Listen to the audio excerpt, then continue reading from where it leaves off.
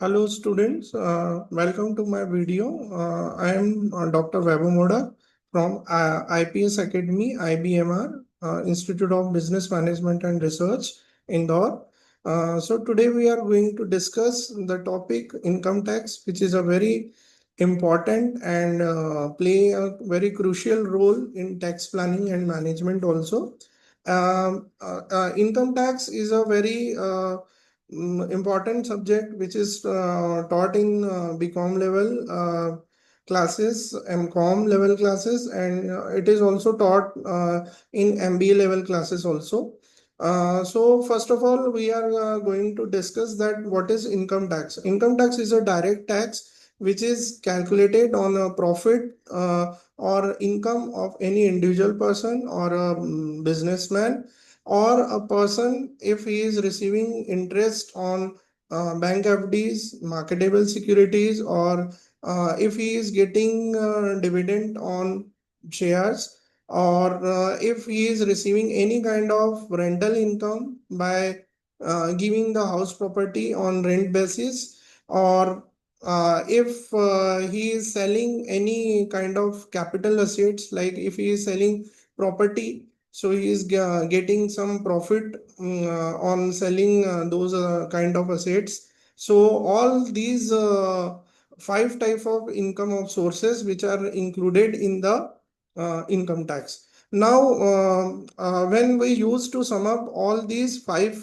types of income of sources, first of all, income from salary, income from house property, income from business or profession, income from other sources, and income from capital gain. So when we use to sum up all these five income or different heads of incomes, so it will be known as a gross total income. But it is not necessary for every person that he or she is getting income from all these five income of heads. It is not necessary. Maybe a person is a salaried, or if he or she is a another any one or two sources of income. So our main income tax purpose is to make the tax planning and tax management. So first of all, just we discuss about the what is tax planning and tax management. So tax planning is an exercise undertaken to minimize tax liability. It is a valid method by which an individual can reduce his tax liability by using all available exemptions, deductions, rebates, and reliefs to reduce income tax. Tax planning can be defined as an arrangement of one's financial and business affairs by taking legitimately in full benefits of all deduction, exemption, allowance, reliefs, and rebates so that tax liability reduced to minimum. Every person wants that he or she should pay very less tax to the government. So tax planning is a, we can say, it is a very valid method by which an individual person can reduce his tax liability. Now, what are the procedure of tax planning? Actually, the allowances, deductions, exemption, rebates, and reliefs were given as per legal regulations to achieve social and economic goals. All the deductions from ATC to ATU for individual and HUF Hindu undivided family are very beneficial to reduce the tax liability. We can take a small example of tax planning that where a person buys machinery instead of hiring it, he is availing the benefit of depreciation. As all of you know that depreciation is a non-cash expenditure, and under income tax we can take this deduction of depreciation. It is exclusively right either to buy or lease that particular asset. In the same manner, to choose the form of organization, capital structure, buys or make products or the assessee exclusively right. One may look for various incentives, say transactions provided in the Income Tax Act for reduction of tax liability.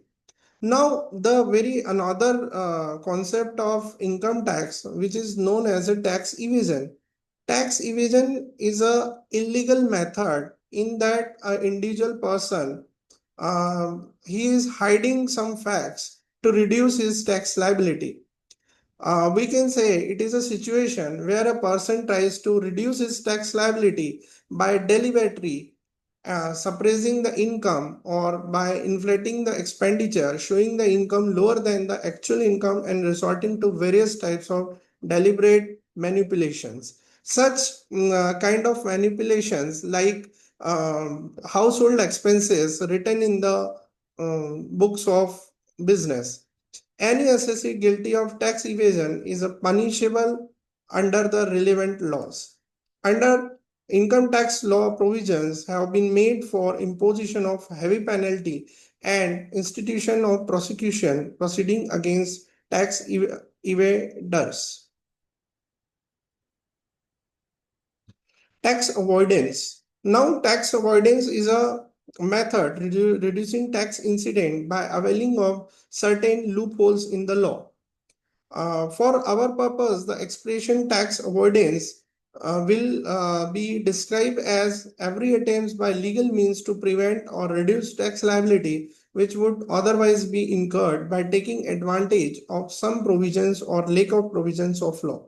It excludes fraud, concealment, or other illegal measures. The line of demarcation between tax planning and tax avoidance is very thin and blurred. Any planning which, though done strictly according to legal requirements, defeats the basic intention of the legislature behind the state could be termed as an instance of tax avoidance.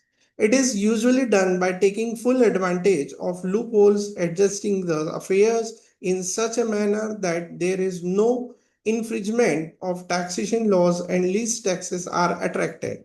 Now we are discussing that what are the various components of gross total income.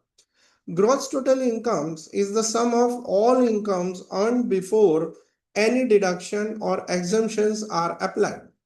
In this, the first head is income from salary.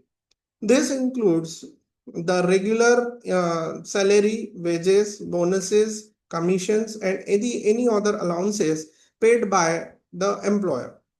The second head of income from house property.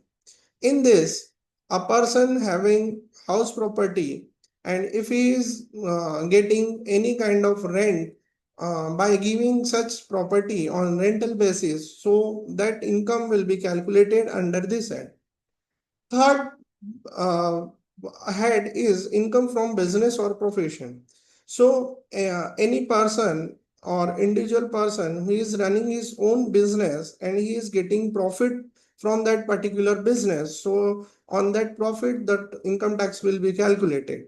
Or a person is giving some services, like if he is a chartered accountant, if he is a advocate, if he is an engineer, so all these persons are giving some special services to the customers. So they are charging some kind of fee from their customers. So on that particular fee, or we can say the income tax will be calculated. uh, our fourth head is known as a capital gain. Under this head, there is a long term and short term profit is used to calculate by taking all kind of capital assets like stock, bonds, real assets, or house properties, etc. Our last head of income, it is known as income from other sources. Under this category, if a individual person is getting any income other than four heads of income as we discussed, so it will be calculated under this head. if a person is winning some lottery, or if a person is getting some income from winning horse race or puzzles, or any interest, dividend, he is getting from any sources, so it will be calculated under this income from other sources. Now, moving to the next very important point, that why gross total income needs to be calculated. Gross total income, it is an amount which is required to disclose when we are using to fill the income tax return, because it is a amount which is comes before giving the deductions. All the deductions which are from ATC to ATU, all the deductions is given by this gross total income. Now, let's discuss about what are the various kinds of important deductions which are very helpful for the point of view of individual persons. Like section 80C, it is a very important deduction which is used by the normal middle class persons, or we can say it is a very important deductions which very much very more persons are used to avail these deductions.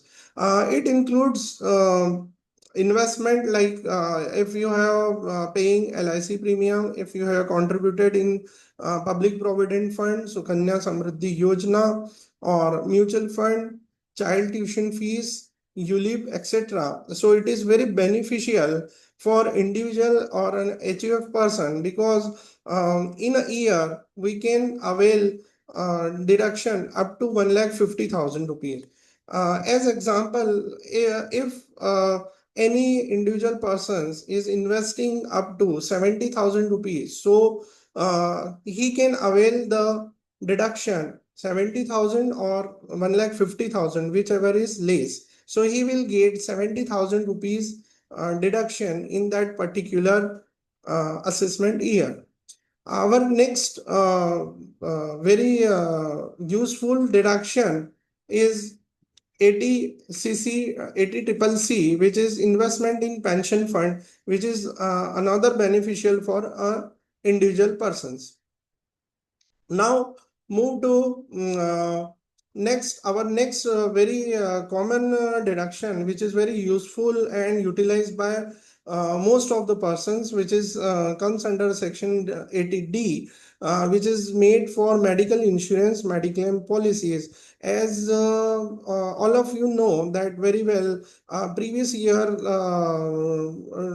was affected by corona, so now the mediclaim policies will is increasing day by day. So whatever kind of premium which is paid by an individual person, by it is for the mediclaim insurance policy, it is up to 1 lakh rupees a individual or HUF person can avail. So for self and family, he can avail rupees 25,000. For parents whose age is below 60 years, they can avail rupees 25,000. Parents above 60 years who are called as a senior citizens persons, so they can avail rupees 50,000 deduction. Our next deduction is 80DD. This deduction is made for disabled dependent. So, if in any family there is a dependent disabled person, and any individual person who is making some expenditure for the medical treatment of such person, so it is very beneficial for individual or HUF person family. So if there is a normal disability at least 40% or more, but less than 80%, so they can avail 75,000 rupees deduction. And if there are a severe disability at least 80% or more, they can avail up to 1,25,000. Our next very important deduction is section double DB, which is again a medical expenditure for treatment of some specified diseases. Nowadays, there are some kind of diseases which are very dangerous diseases like cancer or etc. So it is also beneficial for an individual or HUF family. So they can, for senior citizen, the deduction is up to 1 lakh rupees, and for others up to rupees 40,000 deduction we can avail. Now, next deduction, it is very common in student zone. Section 80E, any kind of loan which is taken for higher education. Nowadays, it is very common that students are going outside of country to take the higher education in foreign countries. So, any kind of interest paid on loan by an individual person. So there will be no limit. Any amount of interest paid on education loan up to 8 assessment year, we can avail it. Our next deduction is section 80EE. It is given for interest paid on housing loan.